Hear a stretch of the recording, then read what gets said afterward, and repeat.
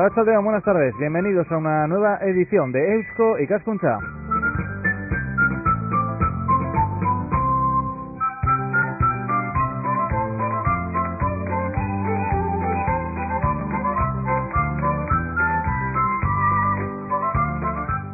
Estamos en medio de una crisis económica mundial, lo vemos todos los días en los medios de comunicación, pero las crisis, viendo el vaso medio lleno, pues pueden presentarse como oportunidades, en este caso, pues para algunas empresas, una oportunidad de replantearse la forma en la que gestionan sus equipos humanos, bueno, pues para seguir siendo competitivas a largo plazo, ¿verdad?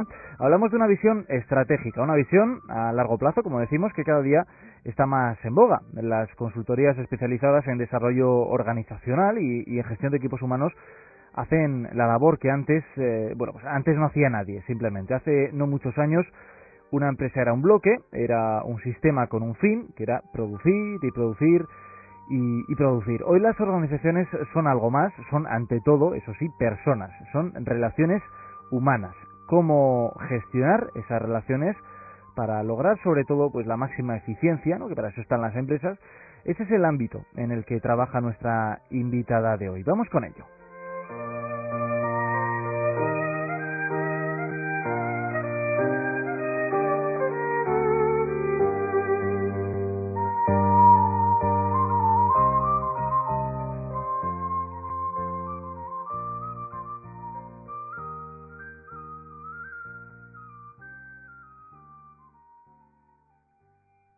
Bueno, la tertulia de hoy, que se va a convertir, por cierto, en una entrevista, una charla, un diálogo que pretende ser el programa de hoy, sobre la mesa, pues muchas cuestiones, muchos asuntos de los que hablar, pues vamos a hablar de liderazgo, de comunicación, de motivación también, en definitiva de la gestión de equipos humanos dentro de nuestras organizaciones, sobre todo dentro de las empresas del sector privado. Nerea Urkola, arratsaldeon. Arratsaldeon, bai. Nerea Urkola, que es socia, ¿verdad?, de Urkola Consultores. Exactamente. Y experta, podemos presentarte como experta en desarrollo organizacional, ¿no? Es una consultora en Ayete, me venías comentando, Sí, aquí en Donostia. Exactamente. Y bueno, digamos que la consultora lleva 2 añitos, aunque tiene un... Sí, no, sigue, vas muy No, bien. digo que tiene un pasado... Sí, un poco más... curioso, ¿no? Me cuesta un poco decirlo de 2 añitos. 2 añitos llevamos como socios, ¿no? Tenemos una historia un poco peculiar, o bueno, no sé, a la gente le hace gracia, yo estoy tan habituada.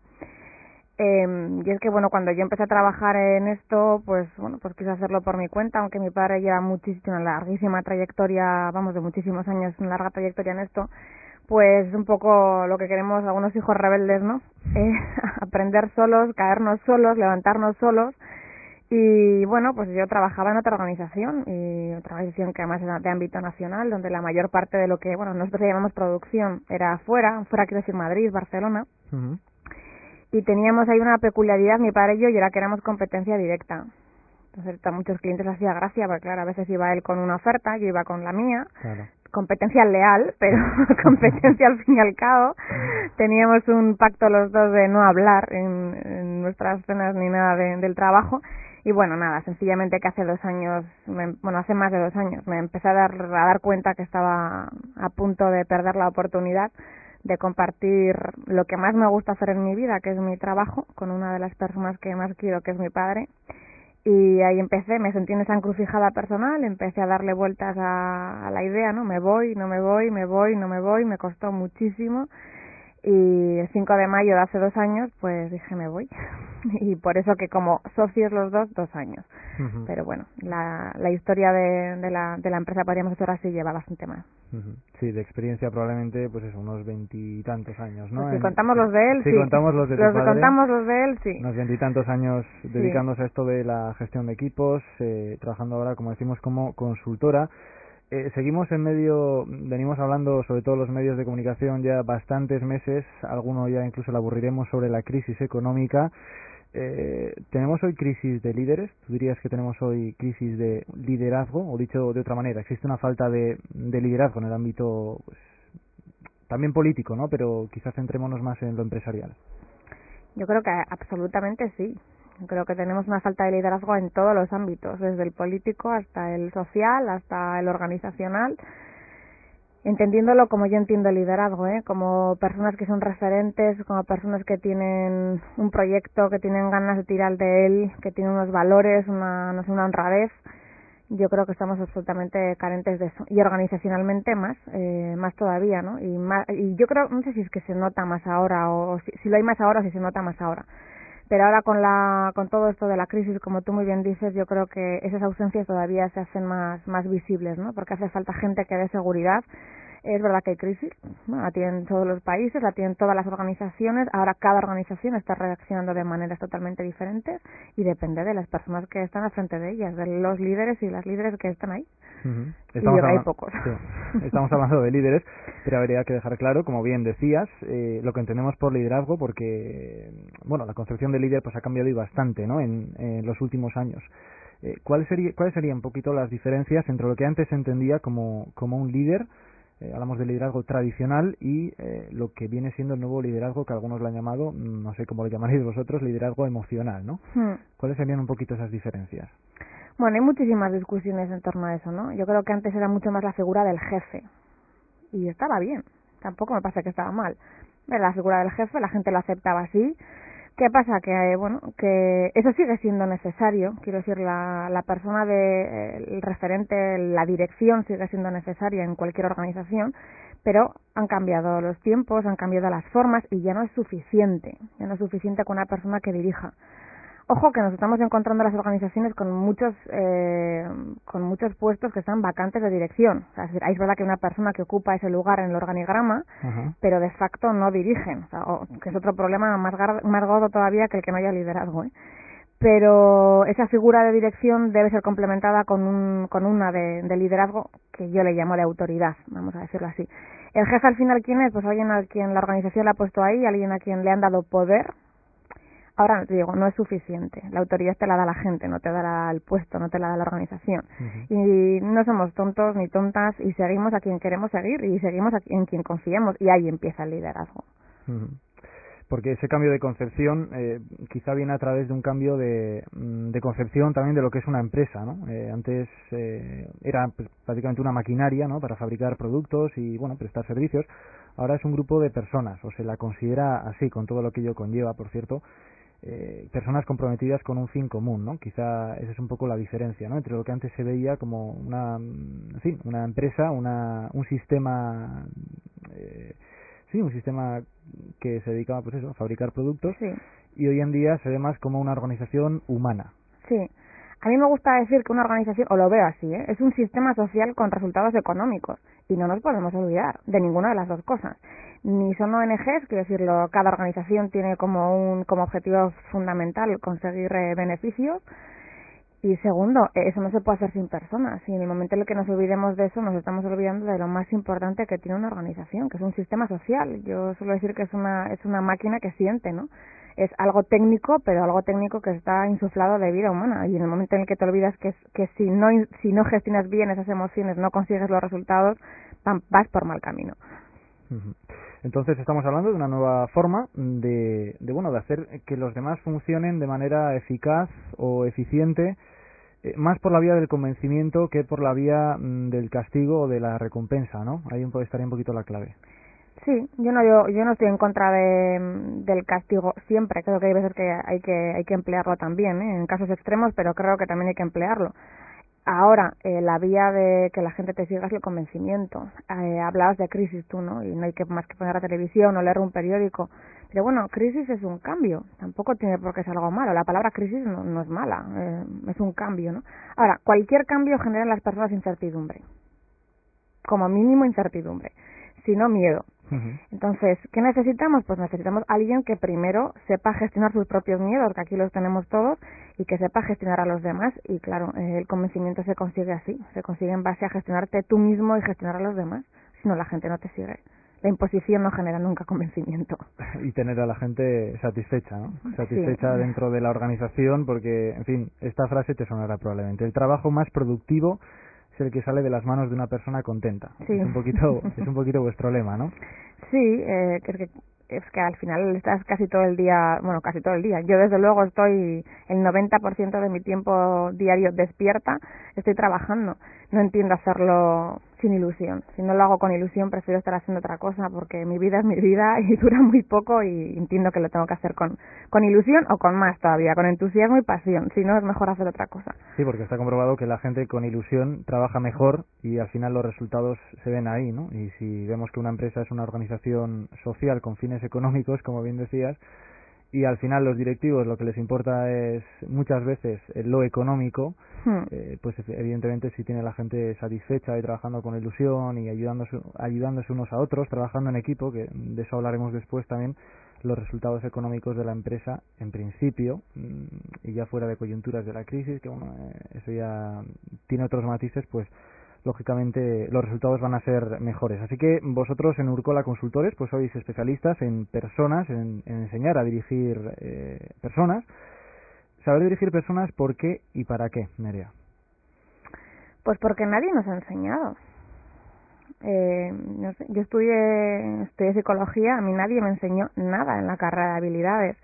Estudié dirección de empresas y nadie me enseñó a dirigir. El primer batacazo fue cuando me tocó hacerlo. Y me di cuenta que nadie me había enseñado a hacer eso, que lo único que tenía era mucha ilusión y muchísima fuerza de voluntad. Y nadie nos enseña. Entonces, como cualquier otra cosa, tiene su técnica y requiere un arte, como el toreo. Yo suelo decir que eso es como el toreo, requiere su arte y no nos han enseñado. Entonces, ¿para qué? Pues primero, egoístamente, para sufrir menos. Y segundo, ¿para qué también? Pues para hacerlo mejor. Al final es una profesión como cualquier otra, esto de ser jefe o jefa de personas, y la imprudencia que se ha cometido durante mucho tiempo es que se ha puesto a dirigir a personas que no se les ha entrenado a eso. Y la gran osadía que hemos cometido muchos es el querer hacerlo sin habernos formado para ello. Y el sufrimiento es total para nosotros y para los demás. ¿Y cuánto nos podríamos haber ahorrado si nos hubieran entrenado para ello? No sé si preguntarte si a día de hoy ves mucho jefe incompetente a la hora de dirigir personas. Y de ahí provienen muchos problemas en las empresas. Yo no sé si diría la palabra incompetente, no me atrevería puedes a decir mojarte, sí. Yo no me atrevería a decir incompetente. Yo veo a la gente con muchísimas ganas de hacerlo bien, Hay gente que lo hace mal por egoísmo, hay gente que lo hace mal por pura insensibilidad. Pero creo que la grandísima mayoría de los responsables de personas que no terminan de hacerlo bien es por una falta de habilidad, porque no se les ha entrenado. La capacidad está ahí, pero no se han entrenado. Como si a mí me dan una bicicleta y nunca me han enseñado a utilizarlo, ¿no? Pues todo requiere de una técnica y sin entrenamiento, pues a veces pues no se hace tan bien como se podría hacer. Estamos hablando de dirigir, antes hemos hablado de liderar. ¿Hay alguna diferencia? ¿Vosotros hacéis algún tipo de diferencia entre dirigir y liderar? Sí, yo sí la hago y creo que lo exitoso sería lo complementario. Como te decía antes, nuestras organizaciones, y me voy a centrar en este momento pues en las empresas vascas, ¿no?, que son las que tenemos más cerca, tienen un problema muy gordo en muchas organizaciones, que es ausencia de dirección, es decir, puestos que están vacantes de alguien que los dirija. Como digo, no quiere decir que no haya una persona en el organigrama, que lo hay, con nombre y apellido, pero son personas que no ejercen esa función. Entonces, primero deberíamos estar seguros de que todos los puestos tienen una persona que verdaderamente ejerce esa función, ¿no? Y yo digo siempre que la parte de jefe es la parte racional de la ecuación. ¿Qué es la parte racional? Pues esa persona que se encarga de marcar claramente un objetivo, más de una planificación, de un control, de una organización, ¿no? Lo que es la parte más técnica de la profesión de dirigir. Ahora, como te decía antes, no es suficiente. Ojalá todos los jefes y todas las jefas ya hicieran eso, ojalá. Pero digo, no es suficiente. Nos falta hoy en día cada vez más conectar con la parte emocional. Y la parte emocional la cubre el líder. Es el que provoca el cambio, es el que genera el entusiasmo, es el que moviliza a las personas. Y hacer eso es complicado desde la razón. Eso es importante hacerlo desde la emoción, desde las tripas, ¿no? Desde el conocer a la gente, desde el querer gestionarla, desde el compromiso. Y la figura complementaria deberían ser las dos. No solamente que te pongan en un cargo porque ese es tu puesto de trabajo y porque la organización te ha dado ese poder, sino porque tú haces cosas con tu gente que hacen que te ganes su respeto y te ganes la autoridad y su seguimiento, ¿no? Esa es para mí la belleza de la ecuación, las dos cosas. Como casi todo en esta vida, supongo que el término medio es lo adecuado, ¿no? Sí. Razón sí, emoción también, sí, pero una mezcla de las dos. Sí, yo digo que es bonito pensar en una mente sensible y un corazón inteligente, en un corazón también sensato, las dos cosas. El equilibrio, sí, el difícil equilibrio. Difícil. ¿Cuáles suelen ser los errores más comunes o los vicios quizá menos aconsejables que tienen nuestros jefes hoy en día? Los vicios menos aconsejables. A la hora de dirigir. Pues creo que es el no dirigir. Primero el no dirigir. Se le llama al jefe dimisionario, el jefe autista o el jefe desertor, es decir, pues no tomar decisiones. Ahora, por ejemplo, con la crisis está viendo, hay gente que prefiere no tomar decisiones porque piensa que no tomarlas es mejor, y hay que tomarlas, a riesgo de que te equivoques, ¿no? Luego ya se cometen ya muchas cosas que son de puro sentido común, pero que estamos todos cansados de ver las organizaciones, ¿no? Jefes que puentean. No hay mejor manera de cargarte un jefe que puentearlo, ¿no? Y hay mucho jefe que puentea a sus propios colaboradores. Muchos jefes que hacen de correo para arriba, para abajo, que se escaquean de su propia responsabilidad y echan la culpa a otros, ¿no? Como si esa decisión no fuese suya, ¿no? Siempre es que el otro me ha dicho, es que el jefe de arriba me ha dicho, bueno, yo me quedaría con esos tres, fíjate. Primero el jefe que no ejerce, los jefes que puentean, que no asumen la organización como es, el organigrama como es, y los jefes que hacen de correo, que a fin de cuentas las dos casi se podrían resumir en la primera, que son jefes que no ejercen su función de ser jefe. Entonces, si hablamos de lo que hacen mal hoy en día los jefes, ¿por dónde hay que empezar para ser uno bueno? Por asumir que tu vida ha cambiado. A mí eso me costó mucho. Yo lo reconozco como un tema personal, Cuando me tocó dirigir un equipo pensaba que era la misma persona, pensaba que era la misma Nerea, que era la misma colega de sus colegas, y no lo era, ya no me veían así. Y yo creo que nadie nos prepara para eso, no te preparan para decir, tu vida ha cambiado, y cambian en muchas cosas, solemos trabajarlo eso en sala, ¿no? Que te cambian tus funciones, te cambian tus responsabilidades, te cambia tu presión, te cambia tu tiempo, te cambia todo, y lo primero que tiene que hacer uno para ser jefe es cambiar de chip. Yo suelo decirles en sala siempre, esto es como casarte, ¿no? Tú cuando vas al altar tienes que decir sí quiero, ¿no? O no quiero, pero asumir que tu vida cambia, o sea, desde el día siguiente que uno se casa, tu vida ha cambiado, y a veces es que lo haces desde la inconsciencia y no te das cuenta de eso, ¿no? Igual estás un poco atraído por el nuevo puesto y tal, y no te das cuenta de lo que tu vida va a cambiar, y yo creo que primero hay que tomar conciencia y adquirir un compromiso muy serio. Empezaría por ahí. La vida cambia, sobre todo, como decías, en las relaciones con tus amigos y también con gente que tienes que organizar o que tienes que dirigir dentro de la organización, que antes igual te veían como sí, colega, sí, y ahora te ven como jefe, y ahí también lógicamente nacen muchas suspicacias, ¿no? Y muchos celos. De todo tipo. Habrá gente que se alegre por ti y siempre gente que pensará que no es justo y que otros lo deberían merecer más, y bueno, las relaciones humanas aplicadas a todos los ámbitos. ¿Eso cómo se gestiona? ¿O hay alguna receta? Yo creo que aceptarlo como es, ¿no? Cuesta decir esto, es más fácil decirlo que hacerlo, pero aceptarlo. Al final todas las decisiones generan siempre opiniones opuestas, y habrá gente que le gusta, gente que no le gusta. Y cuanto más te preocupe lo que piense la gente, peor. Esto es como en hablar en público, yo suelo decirle a la gente, ¿no? Que cuando tú tienes miedo de hablar en público, porque tienes miedo que te están evaluando, les digo, es el sentimiento más egoísta que puedes tener, porque es tiempo que estás perdiendo en hacer lo que tienes que hacer, que es comunicarte, ¿no? Y esto es igual. Siempre que estés pensando en lo que piensen los demás, si te están juzgando o no te están juzgando, es tiempo que estás perdiendo en hacer lo que tienes que hacer. Entonces, cuanto antes te olvides de eso, mejor. Aunque, insisto, es más fácil decirlo que hacerlo.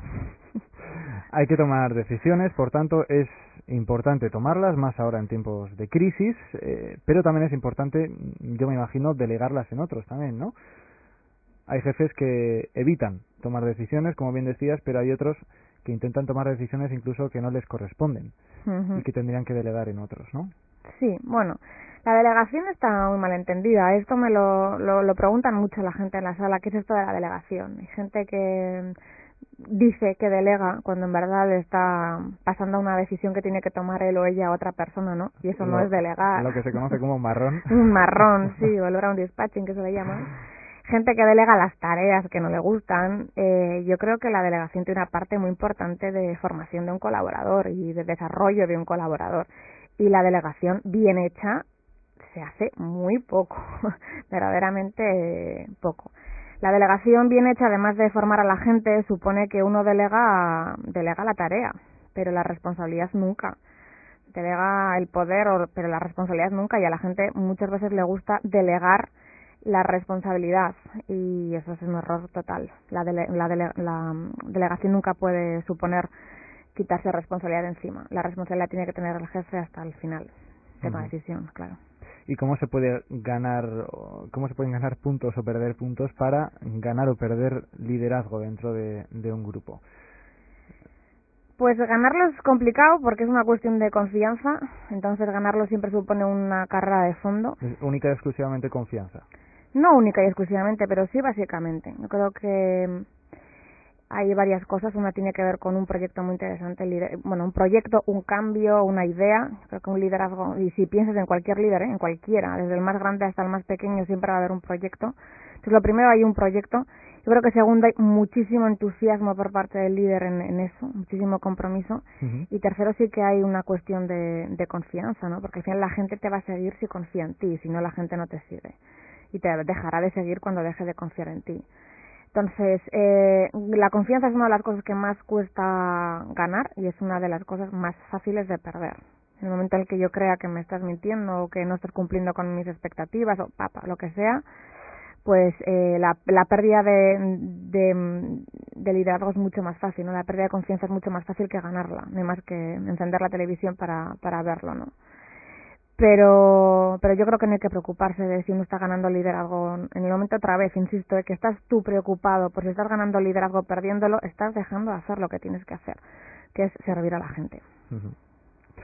Como todo en esta vida, uno se pregunta también, pues bueno, si nace siendo jefe, si hay cualidades pues innatas para liderar, liderar más que mandar, porque mandar ya sería utilizar el término más antiguo, ¿no? Más tradicional del término, o si se pueden ir, por ejemplo, adquiriendo habilidades a medida que se va trabajando, en fin.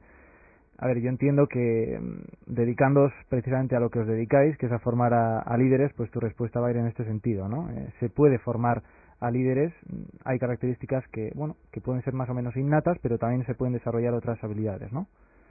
Creo absolutamente en eso. Yo nunca voy a ser capaz de hacer el Tour de Francia como Miguel Indurain, eso está claro. Pero que puedo andar en bicicleta muy bien, sí, y que puedo hacer hasta las etapas también. Ahora, es una cuestión de muchísimo entrenamiento, de muchísima disciplina y de querer. El mayor problema que tenemos las personas todas, y yo me incluyo, es que muchas veces no tomamos conciencia de cómo hacemos las cosas. Y hasta que yo no tomo conciencia de lo que hago bien y de lo que yo no puedo hacer, no puedo empezar mi camino de mejora. Solemos decir nosotros mucho en sala que tenemos zonas ciegas, ¿no? Bueno, la gente que nos está oyendo no me ven, pero yo suelo decir que cuando me miro en un espejo me veo alta, rubia con los ojos azules, ¿no? Que tú que me estás viendo ves que es lo contrario a lo que yo soy, ¿no? Y es que muchas veces tenemos una imagen muy distorsionada de nosotros mismos. Entonces, hasta que tú no tomas conciencia de tu realidad, de que tú eres como eres, ahí es cuando empieza tu mejora, ¿no? Y a partir de ahí creo en la disciplina férrea. Tanto en dirección como en liderazgo, como en trabajo en equipo, en hablar en público, es que no hay secreto, es sudorar y sudorar y sudorar y sudorar y el resultado se ve. Lo que pasa es que queremos cambiar sin sudar y eso no es posible. Mira, yo me acuerdo de un programa que había en la televisión antes que era de monólogos y era curioso porque iba gente pues con dones, ¿no? Que se dice don para la palabra, y terminaba el concurso y los seguían haciendo igual de mal porque eran vagos. Y sin embargo veías gente que le costaba más, o sea, que porque era más tímida, más introvertida, y terminaban ganando el concurso y haciendo, pero auténticas maravillas de oratoria, ¿no? Y yo pensaba, las horas que ha tenido que meter esta persona trabajando, pero es que al final se nota, el esfuerzo se nota. La constancia frente a los dones. Yo es que soy una convencida de eso. Dicen que Michael Jordan, cada vez que acababa un partido que acababa de ganar, se quedaba solo y seguía encestando. Y me lo creo, es así, es que no hay otra, no hay secreto.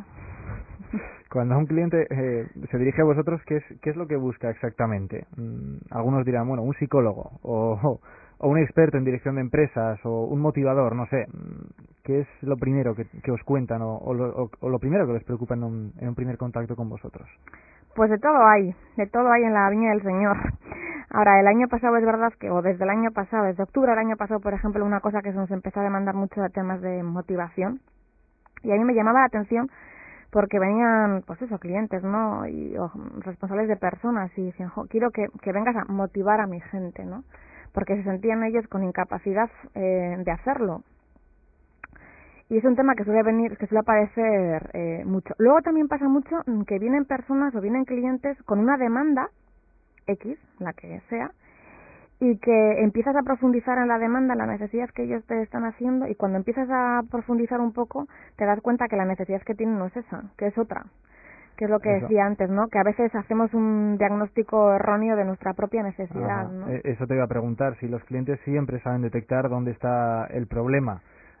O hay algunos a los que les tenéis que decir, bueno, mira, te agradezco que hayas venido, ¿no? Y que hayas acudido a nosotros, pero, en fin, vuestro problema no es de personas, sino de otra índole, ¿no? O es de personas, pero de otra cosa. Por ejemplo, lo que te decía con motivación, ¿no? Hay gente que dice, no, pues mi gente no tiene un problema de motivación. Y vas trabajando y te das cuenta que no es un problema de motivación, que es un problema de dirección. O sea, esto pasa muchísimo, muchísimo, ¿no? ¿Por qué? Porque tendemos a echar balones fuera. Tendemos a pensar que el culpable es otro. Y hasta que no se dé cuenta uno, vuelvo, ¿no? Que tú te miras al espejo y que te ves divino de la muerte, pero que los demás no te ven así, pues cuando uno no empieza a asumir que la responsabilidad del cambio empieza en uno mismo, pues hasta que no pasa eso es complicado cambiar. Y les ayudáis un poquito a abrir los ojos, ¿no? A tomar conciencia, sí, a hacer un poco de catarsis.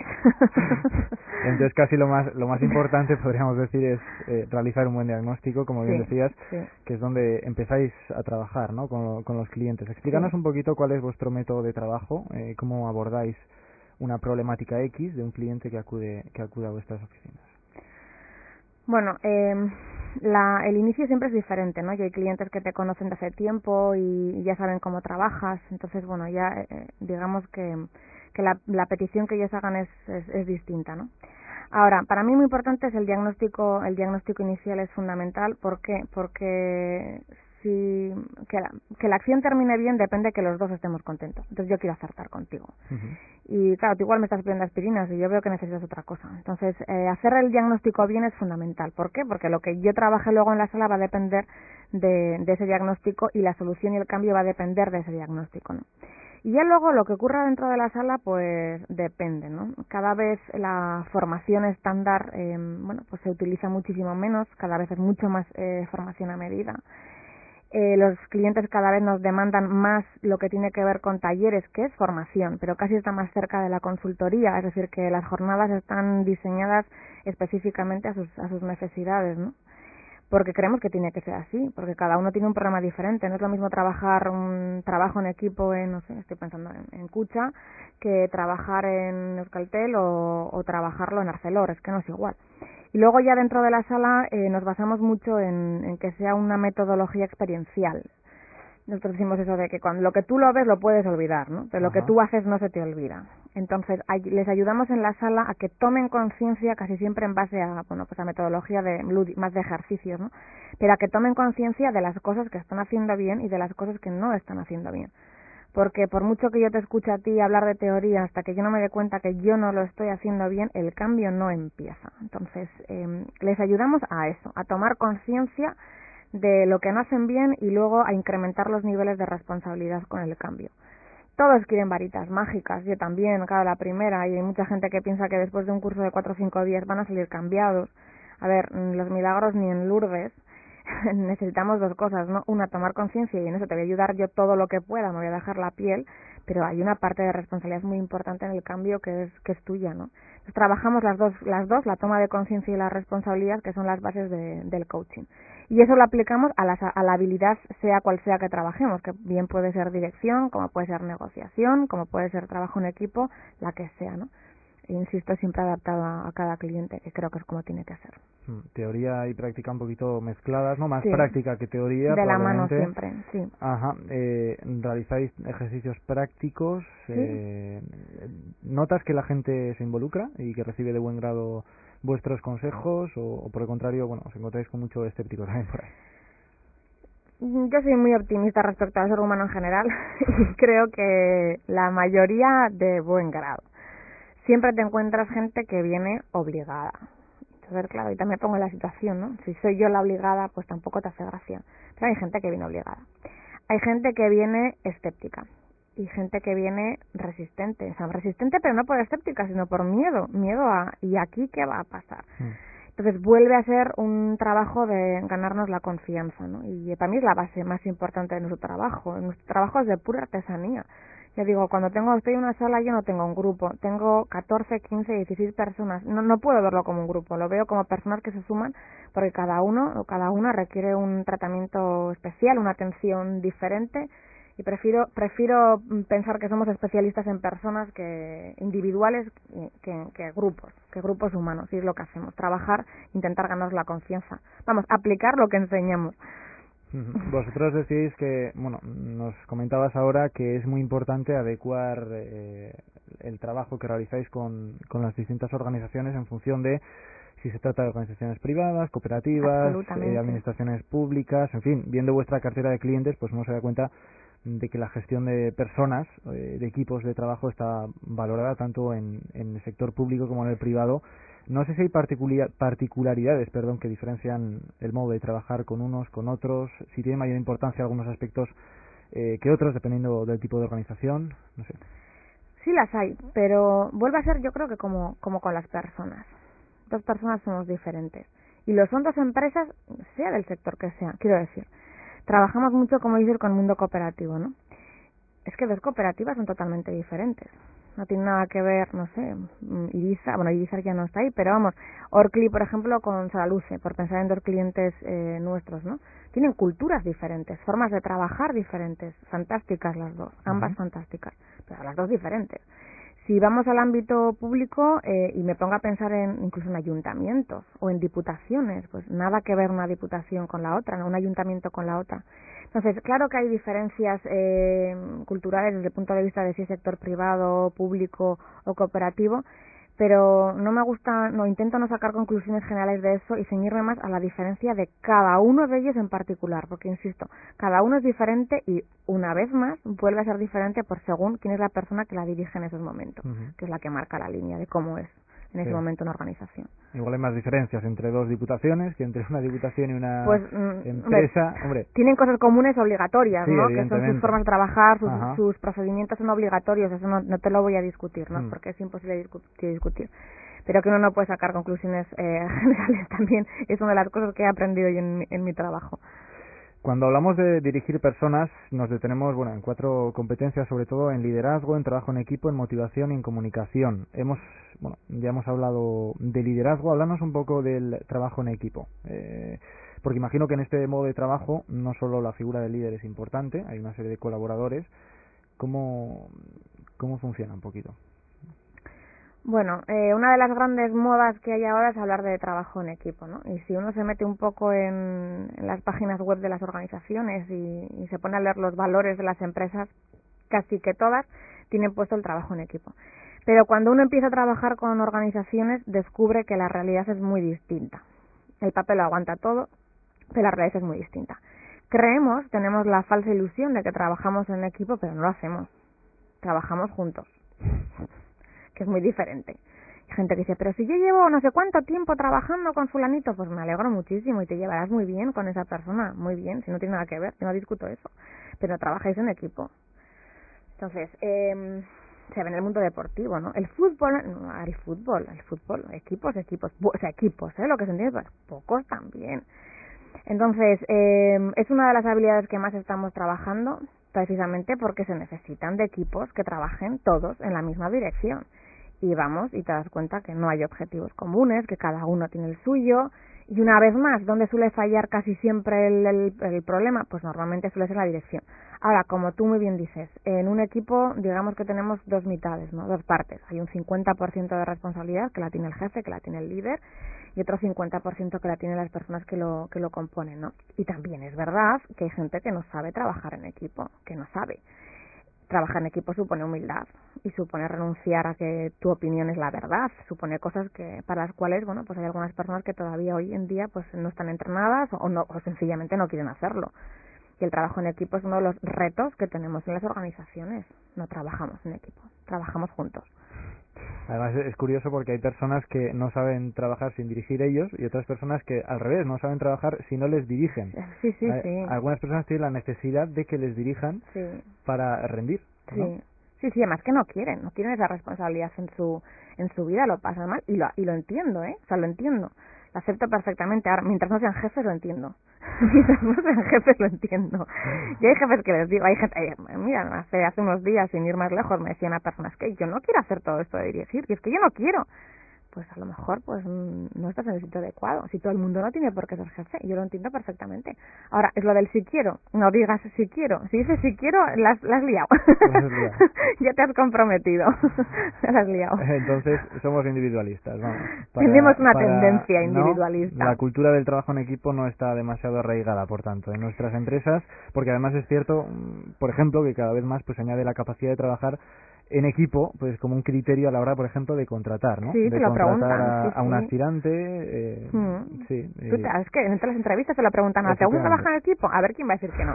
Todos, por supuesto. Es muy curioso. Hay gente que es sincera. Yo suelo empezar con esta pregunta muchas veces en la jornada de trabajo en equipo. ¿Y te gusta trabajar en equipo? La gran mayoría dicen, sí, por supuesto. Hay gente sincera que dice, depende.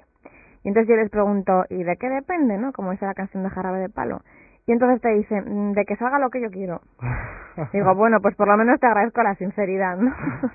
Porque claro, no puedo trabajar en equipo mientras la decisión que salga es la mía. Claro. Lo que nos cuesta es la cohesión, ¿no? Es asumir que el equipo ha decidido algo que no es lo que tú proponías y que tienes que salir por esa puerta de ahí y defenderla como si fuese tuya. Ahí empieza el trabajo en equipo y ahí es la parte emocional.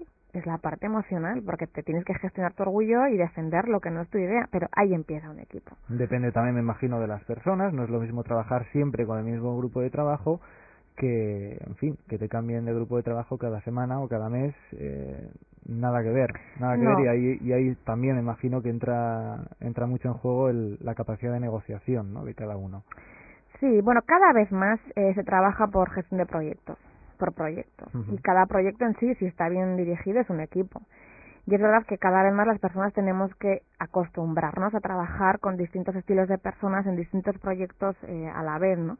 Pero es muy curioso cuando yo les pregunto muchas veces en sala, ¿no?, la gente si tienen la experiencia de haber pertenecido alguna vez a un equipo humano excelente. Hay mucha gente, y gente te digo ya con sus añitos, que me dice que no, que nunca han pertenecido a un equipo excelente. El tema es un poco dramático, Personas que están acostumbradas, igual llevan 20, 30 años trabajando en una organización, supuestamente trabajando en equipo, y que no tienen la sensación de trabajar en un equipo excelente. Y casi siempre es por temas personales, como tú muy bien dices. Por temas de problemas de relación, de objetivos no claros, funciones no claras, conflictos, lo que quieras. Pero un factor humano especialmente. Trabajar en equipo es excelente, pero también puede dar lugar a, por ejemplo, no sé, a un cúmulo de opiniones, de perspectivas distintas o de modos de hacer las cosas, y se puede caer en el error, por ejemplo, de retrasar o incluso de no llegar a tomar una decisión pues que se considera urgente, ¿no? Se produce ahí un estancamiento, no sé. ¿Qué se puede hacer en esa situación? Debe haber una voz cantante que asuma finalmente la responsabilidad. Siempre. Nos dices que hay un 50% de la decisión que debe pertenecer al líder, pero hay riesgo de que efectivamente ante decisiones urgentes, y ahora más que estamos en crisis, pues el trabajo en equipo quizá no ayude tanto, ¿no? Es exactamente como tú dices. Yo decía, tenemos un problema en nuestras organizaciones, que es que trabajamos juntos, no trabajamos en equipo. Pero otro problema, que sería lo opuesto, en el otro lado, sería pensar que todo lo podemos hacer en equipo. Y tampoco es verdad. El trabajo en equipo es un medio. Es una herramienta más. Es un medio, no es un fin. Entonces, todas las decisiones no se pueden tomar en equipo. Y desde luego, como tú muy bien dices, hay decisiones que son críticas que esperamos yo espero que las tome mi jefe, ¿no? Que todo no se puede tomar en equipo. El equipo tiene muchísimas virtudes, pero tiene una desventaja, que es verdaderamente que lleva tiempo. Buscar el consenso, la integración lleva tiempo y no siempre tenemos el tiempo, y un jefe o una jefa tiene que saber cuándo tiene que tomar las decisiones por él solo, por ella sola, sin tener que contar con el equipo. Y además que yo creo que somos lo suficientemente maduros como para esperar eso, además de nuestros responsables, ¿no? Que todo en equipo no se puede, sería un error. Más un medio que... Es un medio para un fin. Es un medio para un fin. Y desde luego nunca como una herramienta de marketing. No, para nada eso. Y además que muchas veces cuando el fin, yo he vivido eso en mis propias carnes, cuando el fin es estar en un equipo, pertenecer a un equipo, El fin es el equipo. Es muy curioso cuando tú preguntas a la gente si ha pertenecido alguna vez a un equipo excelente, la gente que siente que sí le brillan los ojos cuando contesta que sí. Te juro que le brillan. Porque es algo especial que ya forma parte de ti. Ahora, hay veces que ese equipo es tan fuerte y es tan parte de ti, que eso me ha pasado a mí, que el fin tuyo es ser parte de ese equipo, seguir perteneciendo a ese equipo. Ajá. Y ahí tienes otra patología, ¿no? Porque no nos podemos olvidar que el equipo es un medio, no es un fin. No es un fin. Los amigos están fuera del equipo. Cuando el fin es estar juntos, tenemos otro error tan malo como el ser una banda. Ahí entra, supongo, lo de separar la vida profesional de la... Sí, o el extremo de cohesión. De la personal. El extremo, o el extremo de cohesión, ¿eh? Eso que dices, el pensamiento único, o sea, sí, es igual, o sea, Sí. es exactamente igual. Antes hemos dicho que era importante tener un personal motivado, con ilusión, con ganas de trabajar, gente que no se levante por la mañana y le dan ganas de quedarse en la cama. Antes hablamos de una antigua concepción de la empresa como si fuese un sistema técnico, y en ese modelo el dinero, la retribución salarial, pues era probablemente el único incentivo, ¿no? Para motivar a los empleados. Hoy en día Sí. la gente busca otras cosas, ¿no? Seguimos buscando dinero, no lo vamos a negar. Sí. Yo se lo digo siempre, me encanta mi trabajo. Vamos, yo sueño con salas, o sea, tengo un punto patológico yo igual ahí, ¿no? Me encanta mi trabajo. Ahora, lo tengo muy claro, si yo no cobrase no lo haría, ¿no? Haría otra cosa, más que nada porque los bancos y las cajas de ahorro tienen esa mala costumbre de ponerte hipotecas y yo tengo la mía. Pero es insuficiente. El dinero no hace que yo me levante a las 5:30 de la mañana o 6 de la mañana feliz para hacer lo que yo tengo que hacer. Eso no lo hace el dinero. Entonces sigue siendo necesario, sigue siendo fundamental, pero necesitamos cada vez más cosas, y eso sí que yo creo que es algo que está cambiando mucho en la sociedad, ¿no? Las personas, además, cuando no estamos contentas, hoy en día, hombre, con la crisis es un poco complicado porque el mercado no está tan abierto, ¿no? Pero nos vamos, dejamos una organización, porque buscamos otras cosas, buscamos un jefe, una jefa que nos guste, con el que sentirnos cómodos, un equipo, como tú dices, con el que sentirnos cómodos. Las encuestas todos los años dan los mismos indicadores. Nos vamos y nos quedamos por un jefe o por una jefa, y nos vamos o nos quedamos por el equipo humano con el que trabajamos. Y eso no te lo paga el dinero nunca. Sí, efectivamente, el clima laboral no lo paga el dinero, las posibilidades de reconocimiento, de participación dentro de la organización, necesidades que están quizá, bueno, la famosa pirámide de Maslow, un poquito más arriba, ¿no? Sí. Nos referíamos a la crisis, y uno oye y lee todos los días pues cosas de empresas que tienen que cerrar, expedientes de regulación de empleo y demás. Un ambiente en el que, bueno, el trabajador ve continuamente ve las orejas al lobo, un futuro incierto. Ahí es quizá cuando más necesario se hace motivar a los empleados. Mira, es curioso porque otra vez, como con lo de motivación, desde el año pasado mucha gente te dice, es que ahora necesito que la gente tire. Cuando no has invertido hasta hoy, la gente no tira. O sea, es verdad que ahora necesitas que la gente esté motivada para tirar, pero la gente ahora, porque si no tira la gente en la que se ha invertido, y eso no se puede improvisar. Entonces, ahora hay mucha gente que está pidiendo milagros a sus colaboradores sin haber invertido en ellos, ¿no? Y dice la gente, ¿y ahora quieres de mi implicación? ¿Ahora quieres de mi motivación? Pues si yo ya estoy quemado, ahora yo ya no respondo, ahora me da igual. Ya. Eso está pasando mucho. Para salvar al jefe, ¿no? Sí, eso está pasando mucho. Claro, además habría que preguntarse si solo hay que motivar a las líneas más bajas en la línea jerárquica, digamos, de la organización, o los primeros que tienen que tirar del carro y estar motivados son precisamente los jefes, ¿no? No te quepa duda. y de ahí probablemente se transmitirá esa motivación al resto que no te quepa duda. Y los organización. niveles de motivación de los responsables de personas dan mucho que desear. Dejan mucho que desear. Dicho queda. Sí. Y luego quieren que su gente esté motivada. ¿Y tú? Mírate al espejo una vez más. Ya. Hablamos de la crisis, y es cierto que en ocasiones, fruto de la necesidad por parte de los órganos directivos, pues de tomar decisiones a menudo drásticas, pues que pueden acabar en despidos o en reducciones de jornadas.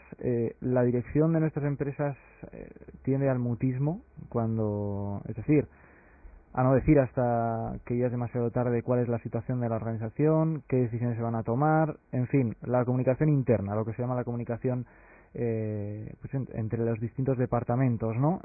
Tiende a desaparecer cuando vienen malos tiempos. Pues una vez más, depende de la persona. Y aparece la rumorología. Aparece la rumorología. La rumorología está siempre, somos expertos en crear rumorología. En situaciones complicadas la rumorología aumenta, claro que sí.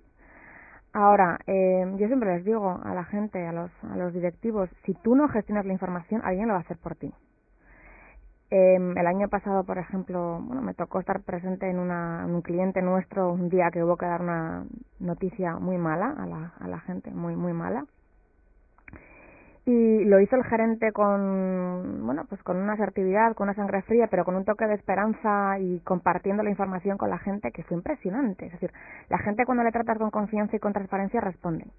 Ahora, la rumorología empieza cuando empieza a haber cosas oscuras, cuando se ve que falta información, ahí es cuando empieza a aparecer. Y claro, más todavía cuando el tema es ambiguo, cuando el tema es muy importante, cuando hay una crisis.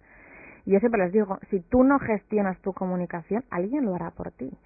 Y yo, por si acaso, prefiero no dejarlo en manos de otra persona, o del azar, ¿no? Porque nunca sabes cómo vas a controlar eso. Entonces, al revés, cuanto la situación es más de incertidumbre, cuando tú más transparencia más transparencia y esperanza, ¿eh? O sea, no quiero decir que digas todo catastróficamente, pero que eres tú el que tienes que gestionar esa información, porque la información va a llegar, y la gente va a hablar, y pensar que la gente no habla es como pensar que la gente no piensa, es que es una tontería. Entonces, gestiónalo tú, porque si no lo haces tú, alguien lo va a hacer por ti. Todo ese mundo de la comunicación de crisis es, la verdad, en fin, fascinante, al menos para los que hemos tratado ese tipo de temas. ¿Qué tipo de comunicación dirías que es la más aconsejable en una empresa? ¿Comunicación vertical, de arriba abajo, de abajo arriba, comunicación, lo que se llama comunicación diagonal entre departamentos, horizontal, Yo o lo un poquito de todo? en una palabra, comunicación. Es que es curioso porque... ¿Pero dónde nace, dónde termina? ¿Hay feedback, no hay feedback? Yo voy a ser muy básica, muy básica, pero creo que empieza en la relación jefe-colaborador, empieza ahí. Ves en clientes enormes, clientes medianos, clientes pequeños, cada vez que quieres hacer un diagnóstico de cuáles son sus puntos fuertes, sus puntos a mejorar, todo el mundo se queja de que no hay comunicación, es impresionante. Se mezclan ahí cosas, ¿no? ¿Comunicación qué es? ¿Es información? ¿Qué es comunicación? Porque claro, se confunden cosas. Comunicar e informar no es lo mismo. Hay gente que dice que no hay comunicación cuando no hay información. Dicen en cooperativas o en empresas privadas, igual, pero ¿cómo que no? Pero si se les manda un montón de boletines, si les dan un montón de información, si tenemos intranet, si tenemos no sé cuántos mil canales, y es que es verdad que tienen todo eso. Pero la gente se sigue quejando de que no hay comunicación, ¿no? Lo que estamos dejando a un lado es la comunicación como el marketing directo, one to one, es el persona a persona. Nos mandamos mails, tenemos 69.000 mails y ya nos hemos olvidado de hablar con seres humanos, ¿no? Ojo, que otro error que hacen muchos clientes para solucionar esto, que dicen, ojo, qué bien, ya lo hemos solucionado, ahora todo con reuniones. Ya tenemos 1.000 reuniones, tampoco esa es la solución, tampoco es la solución, ¿no? La comunicación al final está en dedicar tiempo a las personas. Y está el problema, como nunca tenemos tiempo, pues claro, ¿de dónde quitamos siempre tiempo? Porque no tenemos, pues a dedicarse a las personas, y ahí empieza la comunicación, en dedicar tiempo de calidad a los demás. Que quizá una de las cosas que diferencia la comunicación de la información es precisamente que es bidireccional, ¿no? Absolutamente, sí. Que no va de un sentido a otro, no va de arriba a abajo, sino que el jefe a veces tiene que asumir que los empleados, cuando ponen buzón de sugerencias o un tablón de anuncios, etc., tiene una intranet y los empleados pueden opinar. Veo que ya conoces. Sí. Algo. Entonces, evidentemente, es bidireccional y muchas veces cuesta, ¿no? A los jefes también asumir que los empleados pueden tener poder, ¿no? En el seno de la organización. Sí, que necesitan sentirse escuchados. Que es una cuestión de sentirse escuchados, ¿no? Que yo por mandar un montón de información y un mail con copia a 60 y un mail de 60, que es mejor que digas dos cosas y las digas en persona, que mandes un mail de 60 páginas. Que la comunicación no es tan complicada, que simplemente requiere cariño, preparación y tiempo para hacerlo, pero hacerlo. Nos escudamos en los canales. Y nos estamos olvidando en las herramientas. En el blog, la intranet. Totalmente, el mail y el no sé qué, y que el ser humano sigue siendo tan básico como lo era hace cientos de años, el cara a cara, eso es la comunicación. Y hay que ser hábil a la hora de comunicar también, ¿no? ¿Cuáles serían un poquito esas habilidades? Saber preguntar, yo creo que es importante saber empatizar, ¿no? Mucho. Saber corregir a alguien también y hacerlo de un modo, en fin, sí. no brusco. Sí. y saber dar órdenes para luego ganarse esa confianza, ¿no? Que te permita ser líder emocional, ¿no? Y no tanto un jefe que han puesto ahí. La comunicación tiene todo que ver con no improvisar, tiene que ver con tener el objetivo de tu comunicación muy claro y con preparártelo. Mira, ya que estamos en la radio, he trabajado mucho con Cadena SER, y en Cadena SER Iñaki Gabilondo es Dios. Y yo le preguntaba a la gente, ¿no?, en los grupos, pero ¿por qué es Dios? ¿Qué hace para que sea Dios, no? Y me quedé con una frase que me decían todos, ¿eh? Todos me decían dos cosas. Una, la coherencia, decía, pero otra, la preparación. La preparación. Y yo es que creo que la preparación es básica para todo. Y para la comunicación, y tú lo sabes eso, bueno, pues muchísimo mejor que yo, ¿no? Al final preparar un guión te lleva un tiempo, y las buenas preguntas te llevan un tiempo, y la comunicación supone, ¿qué objetivo quiero yo de este acto de comunicación? Prepararlo, y lo que tú dices, ¿no? Aplicar una serie de habilidades como son observar, como es escuchar, como es la empatía, como es la flexibilidad, y querer comunicar, que quiere ser asumir la responsabilidad de que pase lo que pase, la consecuencia de la comunicación es tuya, que es lo que no nos gusta tampoco.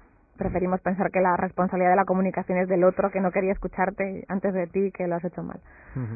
Muy bien, Nerea, antes de terminar, porque se nos acaba el tiempo, sí que me gustaría que recordases un poquito dónde estáis, Urkola Consultores, cómo se puede contactar con vosotros. Bueno, como dices, nuestra empresa se llama Urkola, Formación y Consultoría. Nuestra dirección de correo es Paseo de Ayete 43, segundo B. Estamos en San Sebastián, el código postal es 20.009. Ahora, como número de teléfono, pues al que se puede llamar es el 943 21 39 90. Y bueno, como un teléfono móvil, ya ese es el mío personal, sería el 639 31 3837. Dicho queda, muchas gracias, Nerea, por haber compartido con nosotros estos minutos. Parece que hay trabajo por delante, mucho trabajo por delante, porque según nos has dicho, en fin, los altos niveles de nuestras empresas tienen muchísimo que aprender en cuanto a comunicación, liderazgo, motivación, y bueno, ese es vuestro trabajo precisamente, así que a pesar de la crisis probablemente a vosotros no os falte trabajo, ¿no? Está bien la cosa, la verdad. Es que ricasco, Nerea, muchas gracias. Gracias a ti.